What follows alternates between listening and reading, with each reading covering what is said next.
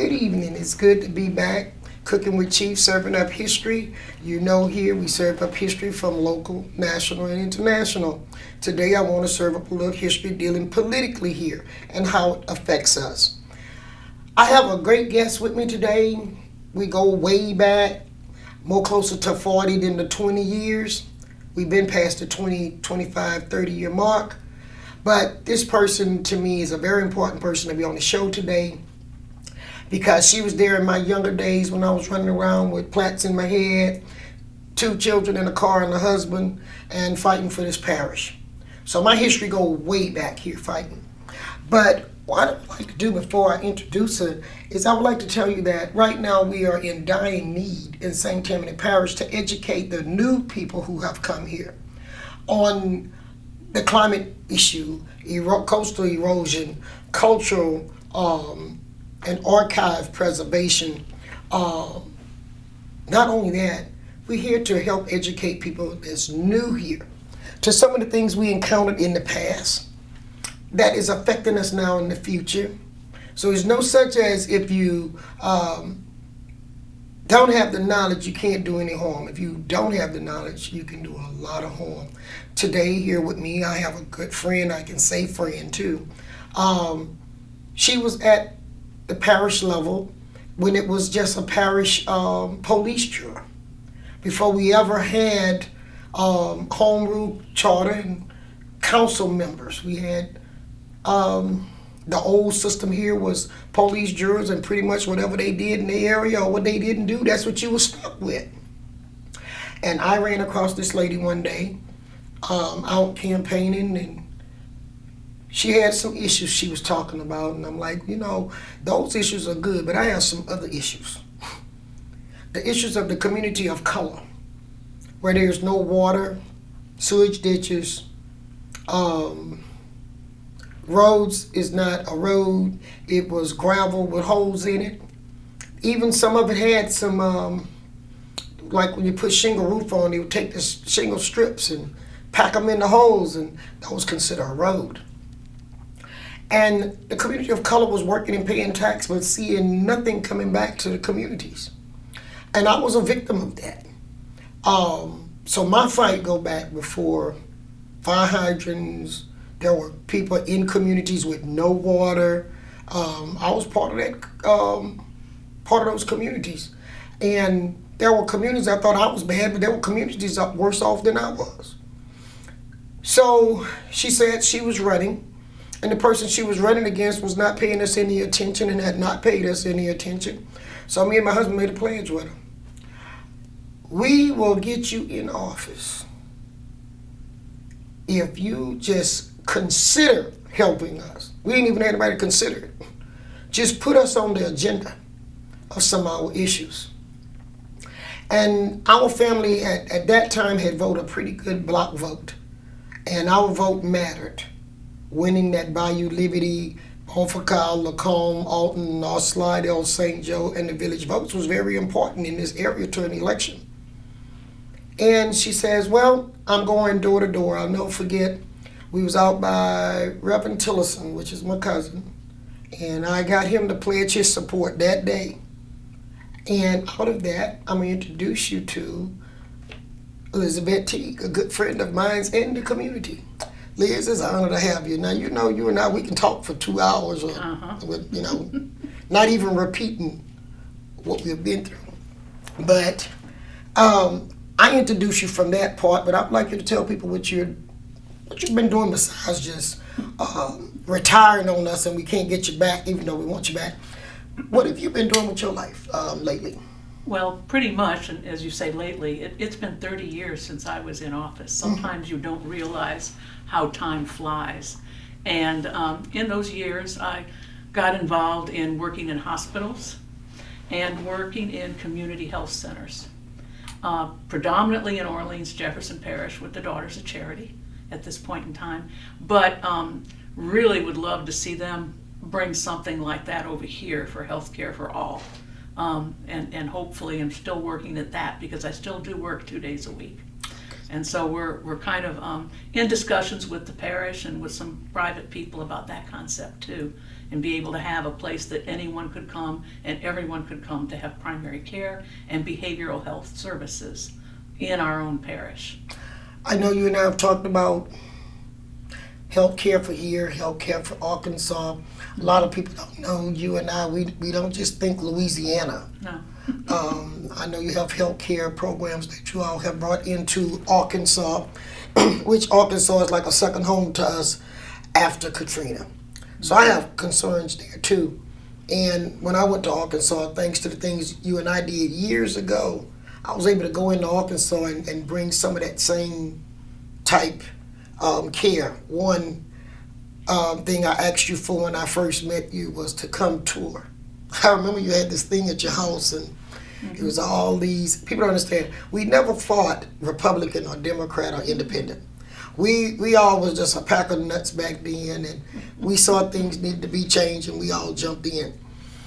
But I remember this particular gathering you had at your house, and it was all these people from middle class and up, and they were all around there, and I don't forgot what we was having, but I know it was a social, and a community social. And I was talking about people with no water and health care and people getting emphysema from the dust on the roads, because all the roads in the community of color were dusty. And I remember that night we organized a tour to take people who had moved here, take them on a tour. You know, a lot of people even go to other countries. They want to go see how the people making it in other countries. Sometimes we need to tour where we live. And I remember we had all these people together and we caravanned, and I took y'all all the way to people living under the bridge, the two ladies that lived under the bridge off Highway 11. And out of educating the community, I remember seeing people buying blankets and food and bringing to the two ladies, the two sisters that used to live under the bridge over in Soldier Town in Slidell. But I also remember them not understanding how could people live and not have running water. And you toured North Slidell, Alton. At that time, all those things were within your district to help. And the first time I ran, yes, that was part of the district I was elected from. Didn't include Bayou Liberty, included that area of North Slidell. And it was, I remember it was 1983. And we moved here in 1975. And it was and had our house built out here, you know, in this area at the time.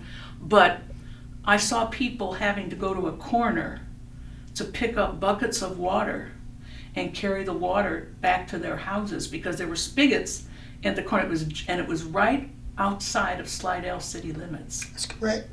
I mean, it was not like a long distance out in the country where you'd this have a was well. In the city limits. It was just across the street, and it was so bizarre. And at the time, at that time, actually, the first time I was elected, I was a councilwoman, and because we did have Home Rule Charter number one. Yeah, Home Rule Charter number one. And that charter, and we worked with the state on a CDBG grant in order to dig a well, a community well, because that place needed to have water going to each of the houses. And so we accomplished that with the aid of a committee of people that lived in that area, being the guiding committee for that work. And we ended up being able to bring water then and have a water system for all the houses there. We also were given some money to rehab houses, and this brings up a very interesting point about how many properties out there had people living in the homes that did not own, they owned the home, they had been in the home 3-4 generations, yet they did not have clear title to their land because things had not been recorded for them. That's correct. So we spent a lot of the federal dollars in clearing those titles for people.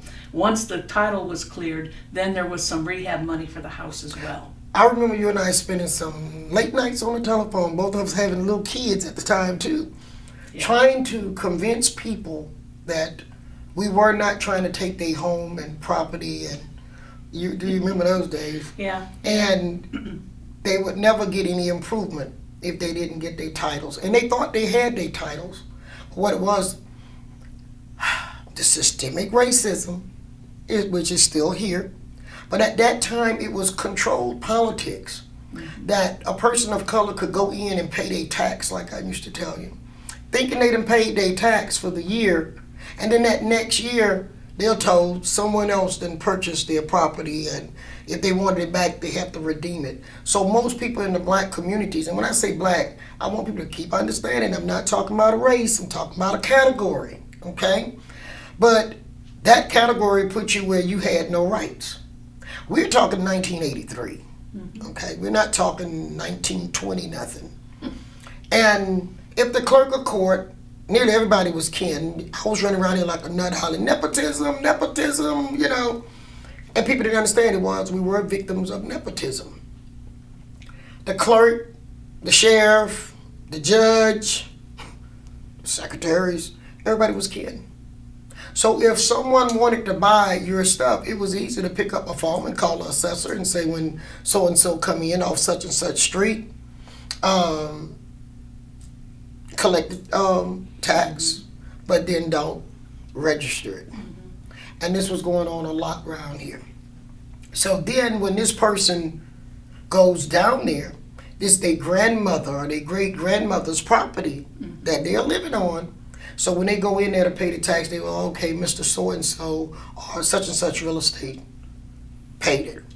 So that was one thing was happening. And then the other part that you were talking about, they'll let them live there. Never tell them anything until somebody passed. Then that's when they would come in and quick claim the property, and it didn't get to the younger generation. So I started riding through the neighborhood, educating people on checking their property during that time when you were doing that. And I also took you up into the St. Joe area where the people didn't have real windows. They had wooden windows, and they opened up the windows and let the air in and closed the wooden windows. These people had been working. This wasn't like this was non-working people. This was working people paying taxes. And that's where you come in with saying the money for the housing. You and I was talking the other day about it, and a lot of people don't know the importance of some of the elected officials in Louisiana that you and I didn't have to turn to in the past. A lot of people know about with Reverend Alexander and what all he did, because he came in as a civil rights person as well as a legislator, because he saw the rights of the people being violated. I had to reach way out to New Orleans when we had representatives at that time that just didn't care. You know, they talked to you when you voted. They wanted to give crawfish balls, crab balls, and buy beer and get the vote. And you know we had to deal with that. But when it came down to addressing the issue, I remember you reached out to Dr. May Taylor. And if it wasn't for Dr. May Taylor and the Reverend Alexanders, we wouldn't have gotten any help here. Yeah, she was at state level at that time in charge of those grants. That's correct.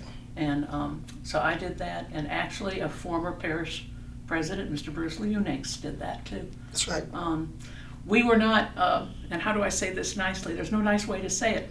I was not the chosen one to be elected in either of my elections. No, you wasn't. And so we won by 79 votes. Yes. So every vote counts. Every vote counts. And the other one, it was closer to like 49. That's correct. When I picked up Bayou Liberty. That's correct. And I think it was because of people like yourself and also other people that I met just walking and meeting them at their houses and saying, you want to change? We got to change.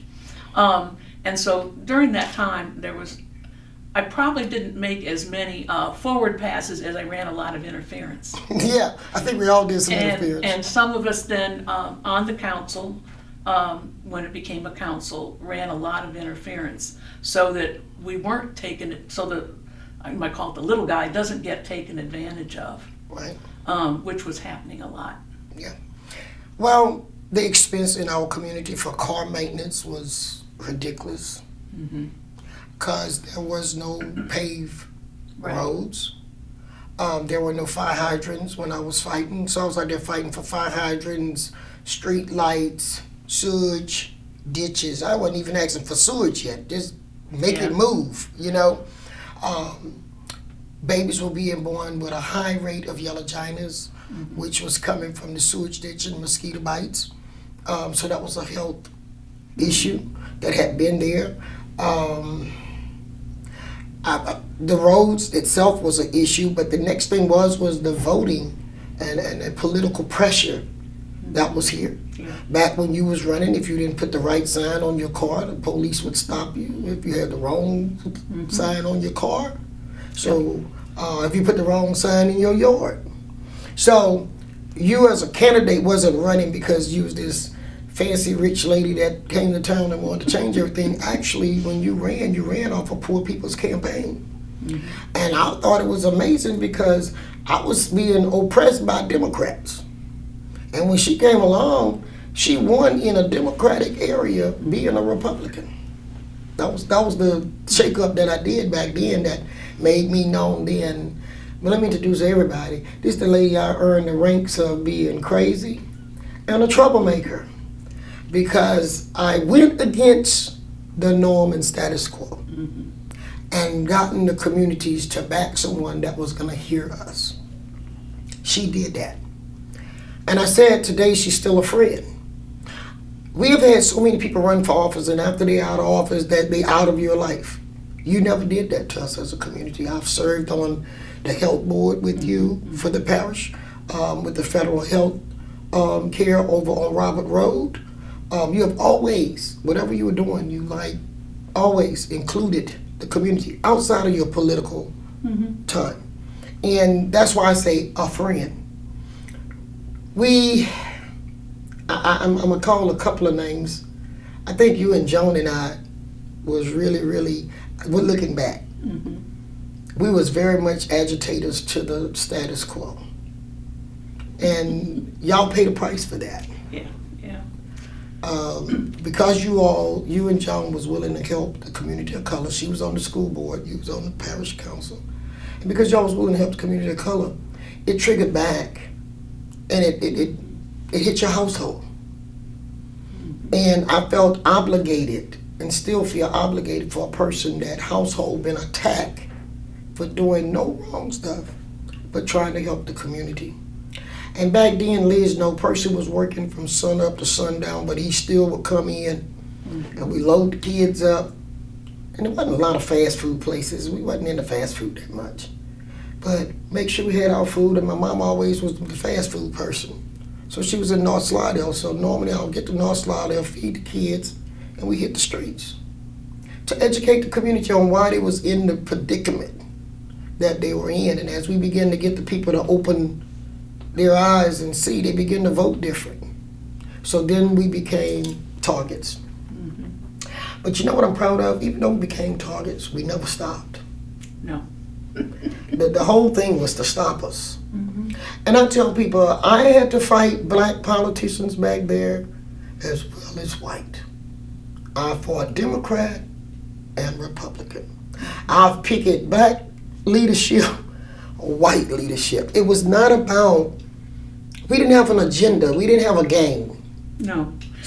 It was people trying to help other people. And then a few of us getting in office that held that as our goal. That's correct. And lived it. And I know when we did the other thing that I was very surprised at when I moved here is that there was no zoning. No. Back in those days. Just do whatever you want. Right. Someone could put a garbage dump right next to your house, and you could not do a thing legally about that because that's their land. I said, that's not right. We've got to have something. So I was part of a group that proposed some of the first zoning of large tracts of land so that the people that were living here at that point in time could say what they wanted that land to be used for. And so we did, I did get my tires slashed one night. I got called a communist. It was a very interesting process because there were a lot of public hearings going on in conjunction with it. And they, at the time, the parish council zoned everything. It was almost like a demilitarized zone, right by 36, where everything south could zone and nothing north could zone. And we kept telling our counterparts in the northern part of St. Tammany, you all are going to be facing a mess in about 10 years. If you don't let everybody come out at this point in time and talk about what is the best land use for this land that we, See, we saw something way back that so many people didn't see what we were looking at. We were trying to preserve for the future. Building zones with low density, A1, A2, designated commercial. Along your big roadway. Make it make sense. Not to cut all the trees on the main road so that you had buffer zones. You remember the buffer zone thing caused some problems too, because when they were building the stores, they wanted to just wipe everything out. And it took a while to get that buffer zone thing. And I actually go through Mandeville and see them a little more with the buffer zones better than the Slidell area, okay? But those things was fought for. But when we were talking about in the 80s, we were talking about a population of St. Tammany Parish under 100,000. Actually, we was like 70-some thousand, I remember back in them days. That was the parish, 70-some thousand people. Where today, we are growing at a rapid rate. And I remember when we were going through studies, or when we had Army Corps engineer to do studies, we was actually functioning off of material that you all were getting studies brought in. We would do town meetings. I remember you would hold town meetings, or whatever kind of meeting it was.